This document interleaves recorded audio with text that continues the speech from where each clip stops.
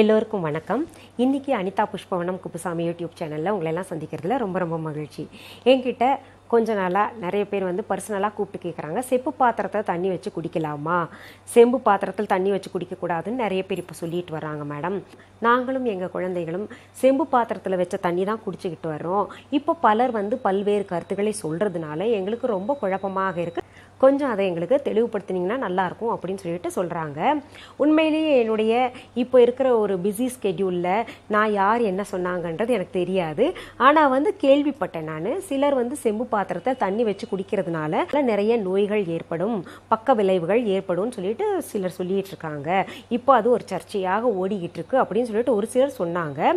அதனால் என்னுடைய அறிவுக்கு எட்டினது, நான் அதை கேள்விப்பட்டதுலேருந்து 10 நாளாக பார்த்தீங்கன்னா அதை பற்றி நிறைய நூல்கள் படித்தேன், நிறைய தகவல்கள் சேகரித்தேன். அப்படி சேகரித்ததில் நமக்கு அரிய தகவல்கள், நல்ல தகவல்கள் கிடைச்சிருக்கு. இந்த செம்பு பயன்படுத்துவதால் நமக்கு பக்க விளைவுகள், அதாவது நோய்கள் ஏற்படுமானா கிடையவே கிடையாது.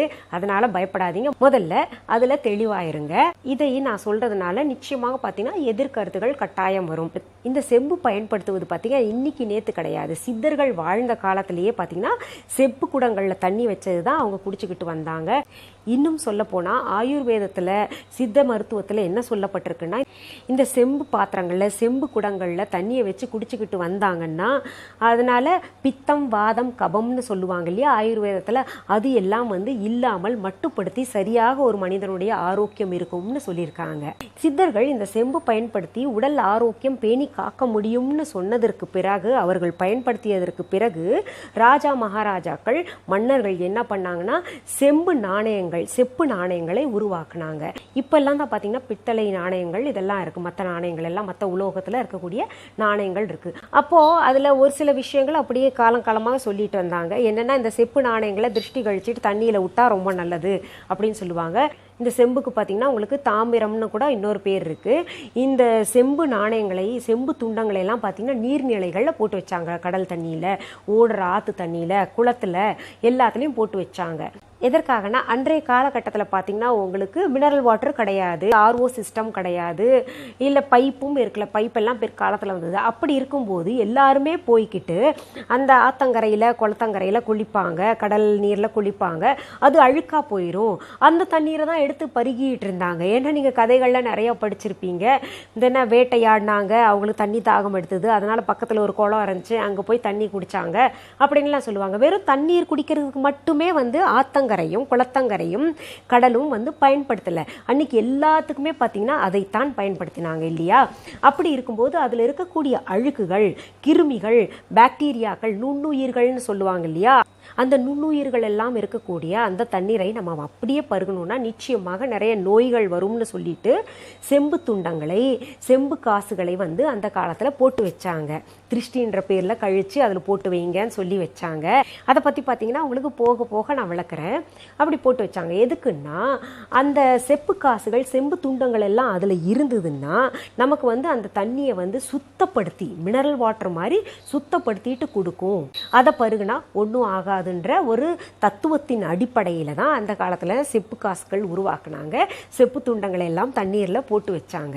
அதனால தான் அந்த செம்பு தண்ணியில் குடிச்சுக்கிட்டு இருந்தாங்க. ஏன்னா பிடிச்சிட்டு வர்ற தண்ணியில் எத்தனையோ நுண்ணுயிர்கள் இருக்கும். அந்த நுண்ணுயிர்கள் நமக்கு நோய்களாக தாக்காமல் அதிலிருந்து காப்பாற்றுவதற்காக செப்பு குடங்களில் தண்ணீர் வச்சுக்கிட்டு அது பார்த்தீங்கன்னா ஃபுல்லாக உரிச்சுக்கும். அந்த செம்பு பார்த்தீங்கன்னா உங்களுக்கு ஃபுல்லாக அந்த நுண்ணுயிர்களை, கிருமிகளை எல்லாத்தையும் உறிஞ்சுக்கிட்டு அது வச்சுக்கும். நல்ல தண்ணி தான், நமக்கு தெளிஞ்ச தண்ணியை தான் மேலோட்டமாக கொடுக்கும். அது பார்த்தீங்கன்னா அது ஃபில்டரே பண்ண வேண்டாம், நம்ம அப்படியே எடுத்து பருகலாம். அப்படிதான் சித்தர்கள் குடிச்சுக்கிட்டு வந்தாங்க. அந்த காலத்துல எல்லாருமே குடிச்சுக்கிட்டு வந்தாங்க. இன்னும் சொல்ல போனா நிறைய கிராமங்கள்ல இன்னும் பாத்தீங்கன்னா செப்பு குடங்கள் வச்சிருக்காங்க. அதுல தண்ணி வச்சுக்கிட்டு தான் குடிப்பாங்க. இந்த செம்பு உலோகத்தால செய்யப்பட்ட குடங்களை பாத்தீங்கன்னா பெண்ணுக்கு கொடுக்கக்கூடிய சீர்வரிசையில மிகவும் முக்கியமானதாக கொடுத்து அனுப்பிக்கிட்டு இருந்தாங்க. காரணம் என்னன்னு பாத்தீங்கன்னா, அந்த செப்பு குடத்தை அந்த பெண் கொண்டு போய் பயன்படுத்தினான்னா அதுல தண்ணி நிரப்பி வைப்பா. அது குடிச்சுக்கிட்டே வந்தாங்கன்னா சீக்கிரத்துல குழந்தை பிறக்கும். ஆண்களுக்கு உயிரணுக்கள் கூடுதலாக உற்பத்தி ஆகும்னு சொல்லிட்டு அந்த காலத்தில் பெண்ணுக்கு சீர்வரிசையில் செப்பு குடம் முக்கியமான ஒரு பொருளாக, முக்கியமான ஒரு அங்கமாக கொடுத்து அனுப்புவாங்க. அதனால பார்த்தீங்கன்னா அந்த காலத்தில் உங்களுக்கு குழந்தை பேர் இல்லைன்றதே இல்லாமல் போயிடுச்சு. நல்ல ஆரோக்கியமாக வாழ்ந்தார்கள். குழந்தை பேர் சீக்கிரத்தில் உருவாச்சு, உயிரணுக்கள் நிறைய உருவாகும்ன்றது ஒரு ஐதீகமாக கொள்ளப்பட்டு நம்ம முன்னோர்கள் வந்து கொடுத்து அனுப்புனாங்க. இதுலேருந்து என்ன தெரியுதுன்னா, செம்பு பாத்திரத்தில் வச்ச தண்ணியை குடிச்சிட்டு வந்தாங்கன்னா ஆண்களுக்கு உயிரணுக்கள் அதிகமாக உற்பத்தி ஆகும் அப்படின்ற ஒரு உண்மை தெரியுது.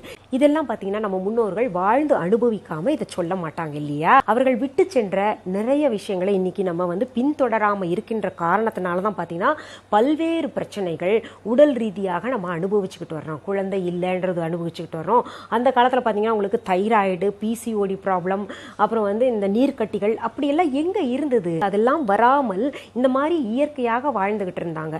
இப்போ உண்மையாலுமே பார்த்தீங்கன்னா இந்த செப்பு பாத்திரத்தில் வச்ச தண்ணியை குடிச்சுக்கிட்டு வந்தாங்கன்னா அவங்களுக்கு தைராய்டு இருக்காதுன்னு சொல்லிட்டு நான் படித்த ஆராய்ச்சியில் இந்த 10 நாளும் தொடர்ந்து படித்தேன் இல்லையா, எனக்கு 10 நாள் 15 நாள் முன்னாடியே எனக்கு சொல்லிட்டாங்க இதை பற்றி வந்து சொல்லுங்கன்னு சொல்லிட்டு. அதை பற்றி தெரிஞ்சிருந்தா கூட அதை கொஞ்சம் தீவிரமாக ஆராய்ச்சி பண்ணி சொல்லலாமேன்னா கொஞ்சம் காலதாமதம் ஏற்பட்டு இப்போ நான் சொல்கிறேன். உங்களுக்கு 99% பேர்கள் வந்து செப்பு பாத்திரத்தில் தண்ணி வச்சு குடிக்கலாம் அப்படின்னு சொல்கிறாங்க. இதை பயன்படுத்தும் முறை தான் சரியாக இருக்கணும். இப்போ செப்பு பாத்திரம் புதுசாக வாங்கினாங்கன்னு வைங்களேன், அதை பார்த்தீங்கன்னா உங்களுக்கு நல்ல புளி போட்டு, உப்பு, அப்புறம் எலுமிச்சை சாறு, சாம்பல் இதை மட்டுமே வச்சு தேய்க்கணும். எந்த கெமிக்கல் வச்சும் கூட நம்ம தேய்க்கவே வேண்டாம். முதல்ல அது பண்ணணும். அது தேய்ச்சி முடிச்ச உடனே ஒரு நல்ல சுத்தமான துணி வச்சுட்டு நம்ம தொடச்சிடணும்.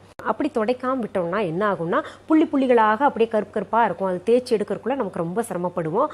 அது ஒன்று ஆகும். இன்னொன்று பார்த்தீங்கன்னா உங்களுக்கு பச்சை நிறத்தில் அங்கங்கே தெரியும் இல்லையா? அந்த செம்பு பார்த்தீங்கன்னா பச்சை நிறம் படர்ந்துருக்கிறத பார்த்துட்டு நிறைய பேர் வந்து பயந்துருவாங்க. இது என்ன உண்மையான செம்பு பாத்திரமா என்ன அப்படின்னு சொல்லிட்டு. அந்த பச்சை நிறம் என்னன்னா செம்பு பாத்திரத்தில் இருக்கக்கூடிய கிருமிகள், அந்த நுண்ணுயிர்கள்னு சொல்கிறோம் இல்லையா, அதுதான் பார்த்தீங்கன்னா அந்த தண்ணியில் வந்து நம்ம அப்படியே விட்டுட்டோம், துடைக்காம விட்டோம்னா அந்த தண்ணியில் படிஞ்சு அந்த மாதிரி பச்சை நிறமாக மாறிடும். அப்படி பச்சை நிறமாக மாறினதை தேய்க்காமல் நம்ம மறுபடியும் தண்ணி பிடிச்சி குடிச்சாதான் நமக்கு பிரச்சனையை ஏற்படுத்துமே ஒழிய மற்றபடி பார்த்தீங்கன்னா உங்களுக்கு செப்பு பாத்திரம் நிச்சயமாக பிரச்சனையை ஏற்படுத்தாது. அதை தெரியாம தான் பார்த்தீங்கன்னா நிறைய பேர் என்ன பண்ணுறாங்கன்னா இந்த மாதிரி பயன்படுத்தக்கூடாது, பயன்படுத்தினா இந்த மாதிரி நோய்கள் வரும் அப்படின்லாம் சொல்கிறாங்க. பொதுவாகவே இது பண்ணக்கூடாது அது பண்ணக்கூடாது அப்படின்னு யாராவது சொன்னாங்கன்னா அதற்கான தீர்வையும் சொல்ல தெரிஞ்சிருக்கணும் கட்டாயம் இல்லையா? அதனால செப்பு பாத்திரத்தை சுத்தமாக அலசிட்டு தொடச்சிக்கிட்டு தண்ணி பிடிச்சிட்டு நம்ம பயன்படுத்தலாம். அதுவும் பார்த்தீங்கன்னா எத்தனை மணி நேரங்கள் வந்து அதில் வச்சு பயன்படுத்தலாம்னு பார்த்தீங்கன்னா 12 மணி நேரங்கள் மட்டுமே வச்சு பயன்படுத்தணும்னா ரொம்பவே சிறப்பு. இப்போ இரவு நேரத்தில் நம்ம தூங்குறதுக்கு முன்னாடி தண்ணி பிடிச்சி வச்சுக்கிட்டு அதில் புதினா, கிராம்பு, துளசி இலை, சீரகம் இந்த 4 பொருள்களையும் இரவு தண்ணியில் கொஞ்சம் கொஞ்சம் போட்டு நம்ம காலையில் எழுந்தோன்னா வெறும் வயிற்றுல குடிச்சிட்டு வந்தோம்னா அந்த நாள் முழுக்கவும் பார்த்தீங்கன்னா ஆரோக்கியமாக இருப்போம் நம்ம. ஏன்னா அதில் பார்த்தீங்கன்னா இயற்கையாக எல்லா மருந்தும் அமைஞ்சிருக்கு. இது இல்லாமையும் குடிக்கலாமா, இதெல்லாம் சேர்க்காமையும் போடாமையும் குடிச்சிட்டு வரலாம்னா நிச்சயமாக குடிச்சிக்கிட்டு வரலாம். ஏன்னா அந்த செம்பு பாத்திரத்தில் இருக்கக்கூடிய செம்பு தாது இருக்கு இல்லையா, உடலுக்கு அவ்வளவு ஆரோக்கியமானது. அதனால தான் அந்த காலத்தில் என்ன பண்ணுவாங்கன்னா இரவே தண்ணி பிடிச்சி வச்சுக்கிட்டு காலையில் வந்து அந்த செம்பு பாத்திரத்தில் இருக்கக்கூடிய தண்ணியை எழுந்தோன்னு குடிப்பாங்க. ஏன்னா அன்றைய நாள் வந்து ஆரோக்கியமாக தொடங்கணும்னு சொல்லிட்டு இதை செஞ்சாங்க. இது எல்லாருமே குழந்தைகள்லேருந்து பெரியவங்க வரைக்கும் எல்லாரும் குடிக்கலாமான்னா நிச்சயமாக குடிக்கலாம். ஒரு நாளைக்கு 2 டம்ளர் செம்பு தண்ணி குடித்தாலே போதும். அதில் எல்லா விதமான நமக்கு சத்துகளும் அடங்கி இருக்கும். அதாவது அதனால் பார்த்திங்கன்னா நமக்கு தைராய்டு சீக்கிரத்தில் நெருங்காது. நமக்கு சிகப்பு அணுக்கள், ரத்தத்தில் சிகப்பு அணுக்கள் நிறைய உற்பத்தி ஆகும். அதனால் பார்த்திங்கன்னா கேன்சர் நோய் வந்து சீக்கிரத்தில் நமக்கு அண்டாது. இன்னும் சொல்லணும்னா வரவே வராதுன்னு சொல்லலாம். முடி கொட்டுறது நிற்கும், கண் பார்வை நல்லா தெரியும், நம்ம உடல் உறுப்புகள் அத்தனையுமே சிறப்பாக செயல்படும். இதில் நிறைய மருத்துவ குணங்கள் இருக்குது. அதாவது உடல் அயற்சி ஏற்படும் சொல்லுவாங்க, டயர்ட்னஸ் ஆகும் இல்லையா, அந்த டயர்ட்னஸ் எல்லாம் இல்லாமல் செய்யும். அதாவது கீழ்வாத நோயின்னு சொல்லுவாங்க. மூட்டு வலி சரியாகும். நம் உடலில் இருக்கக்கூடிய செரிமான பகுதி மிகவும் சிறப்பாக செயல்படும். நம் உடலில் ஏற்படுத்தக்கூடிய புண்கள் பார்த்தீங்கன்னா வேகமாக ஆறும் இந்த செப்பு தண்ணியை குடிச்சிட்டு வந்தோம்னா. கர்ப்பிணி பெண்கள் சுத்தமான செம்பு பாத்திரத்தில் வச்ச தண்ணியை குடிச்சுக்கிட்டு வந்தாங்கன்னா அவங்களுக்கு ரத்த விருத்தி அதிகமாக இருக்கும், ரத்த சோகை போயிடும். அப்புறம் பார்த்தீங்கன்னா இந்த குழந்தைக்கு பால் அதிகமாக சுரக்கும். அடுத்தது சரும பளபளப்புக்கு இந்த செம்பு பாத்திரத்தில் வச்ச தண்ணி குடிச்சிட்டு வந்தோம்னா ரொம்பவே சிறப்புன்னு நம்ம முன்னோர்கள் கருதி இருக்காங்க. அதனால தான் குடிச்சுக்கிட்டும் வந்திருக்காங்க. மொத்தத்தில் இந்த செம்பு பாத்திரத்தில் வைத்திருக்கக்கூடிய தண்ணியை நம்ம குடிச்சுக்கிட்டு வந்தோம்னா நோய் எதிர்ப்பு சக்தி அதிகமாக உருவாகும்னு சொல்லப்பட்டிருக்கு. இன்னும் சொல்லணும்னா உங்களுக்கு இந்த செம்பு பாத்திரத்தில் இரவே தண்ணி பிடிச்சிக்கிட்டு அதில் பார்த்தீங்கன்னா அந்த கொஞ்சம் தேன் கலந்து வச்சு காலையில் வந்து குழந்தைங்களுக்கு கொஞ்சம் கொடுத்துக்கிட்டு வந்தா பேசாத குழந்தைகள் கூட சீக்கிரத்தில் பேசும்னு நம்ம முன்னோர்கள் சொல்லியிருக்காங்க. இதில் ஒரு சிலர் சொல்லுவாங்க செம்பு பாத்திரத்தை வந்து பயன்படுத்தக்கூடாதுன்னு சொல்லிட்டு தான் வந்து அந்த காலத்தில் ஈயத்தை பூசினாங்க உள்ளரெல்லாம் அப்படின்னு சொல்கிறாங்க. அப்படி கிடையாது. எதற்காக அப்படி ஈயத்தை பூசினாங்கன்னா அந்த குடத்துக்குள்ளே கையை விட்டு தேய்ச்சி எடுக்கிறது கஷ்டம். ஏன்னா குடம் வாய் வந்து சின்னதாகவும் இருந்திருக்கு. அதுக்குள்ளே கையை விட்டு தேய்ச்சி எடுக்கிறது ரொம்ப சிரமம். அது நல்லா தேய்க்காமல் அதில் தண்ணி பிடிச்சும் பயன்படுத்தக்கூடாது இல்லையா, அதுக்காக அந்த மாதிரி ஈயத்தை பூசினாங்க. மற்றபடி செம்பு பயன்படுத்தக்கூடாதுன்ற எண்ணத்தினால ஈயத்தை பூசலை. மொத்தத்தில் நாம் குடிக்கக்கூடிய தண்ணீர் மக்கி போகாமல் இருக்க செம்பு வந்து சிறந்த எலக்ட்ரோலைட்டாக செயல்படுகிறதுன்றது காரணத்தினால தான் பார்த்தீங்கன்னா அன்றைய காலத்திலிருந்து செம்பு பயன்படுத்திக்கிட்டு வர்றோம். இது தவிர்த்து பார்த்தீங்கன்னா செம்பால் செஞ்ச நகைகளை வந்து அந்த காலத்தில் அணிஞ்சிக்கிட்டு வந்தாங்க. அப்படி அணிஞ்சிக்கிட்டு வரும்போது ஒரு சிலருக்கு பார்த்தீங்கன்னா அந்த செம்பு பிரேஸ்லெட் போட்டிருக்காங்களோ இல்லை மோதிரம் போட்டிருக்காங்கன்னு வைங்களேன், அதை பயன்படுத்திக்கிட்டு வர்றவங்களுக்கு கொஞ்ச நாளில் பார்த்தீங்கன்னா அந்த இடத்துல பச்சை நிறமாக தெரியும். அந்த மாதிரி பச்சை நிறம் எல்லாருக்குமே ஏற்படாது, ஒரு சிலருக்கு மட்டுமே ஏற்படும். காரணம் என்னென்னா அவர்கள் உடலில் ஏதாவது கோளாறு இருந்தால் அதை அப்படியே காமிச்சு கொடுக்குமா. அந்த பச்சை நிறம் வந்து தோலில் காமிச்சு கொடுக்கும், உன் உடம்புல ஏதோ கோளாறு இருக்குது, அதாவது சரி பண்ணிக்கோ அப்படின்ற மாதிரி ஒரு இண்டிகேஷன் பாங்க இல்லையா. அதுக்காக தான் அந்த பச்சை நிறம் வந்து ஒரு சிலருக்கு ஏற்படுது. இப்போ இந்த பச்சை நிறம் வந்து ஏற்படுத்தாதவங்களுக்கு அந்த மாதிரி உடலில் எந்த கோளாறும் இல்லை. பச்சை நிறம் ஏற்படுத்தினால் நிச்சயமாக உடம்புல ஏதோ ஒரு கோளாறு துவங்கி இருக்கிறது. ஒன்றா உடலில் ரத்தத்தில் கோளாறு இருக்கலாம், இல்லாட்டி ஏதோ ஒரு கோளாறு இருக்குன்னு சொல்லிட்டு காமிக்கிறதுக்காக அந்த காலத்தில் செம்பால் செய்யப்பட்ட ஆபரணங்களை அணிஞ்சுக்கிட்டு வந்தாங்க. இப்போ கூட பார்த்தீங்கன்னா உங்களுக்கு செம்புக்கு ஆகர்ஷண சக்தி ரொம்பவே அதிகமாக இருக்குன்னு சொல்லிட்டு தான் பார்த்தீங்கன்னா உங்களுக்கு ஆன்மீகத்தில் செப்பு தகடுகள் செய்கிறாங்க. குறிப்பாக பார்த்தீங்கன்னா உங்களுக்கு செம்பால் செய்யப்பட்ட ஸ்ரீசக்கரம், ஸ்ரீயந்திரம், தகடுகள் எல்லாமே செம்பில் செய்கிறாங்கன்னா காரணம் என்னன்னு பார்த்தீங்கன்னா அதில் ஆகர்ஷண சக்தி ரொம்பவே இருக்குது. கோயில் கும்பாபிஷேகங்கள் எல்லாம் பார்த்தீங்கன்னா உங்களுக்கு நவதானியங்களை செப்பு குடங்களில் வச்சுட்டு அதுதான் வந்து கோயில் கோபுரங்களில் வைப்பாங்க. ஏன்னா சரியான ஒரு இடி தாங்கியாக செம்பு செயல்படுது.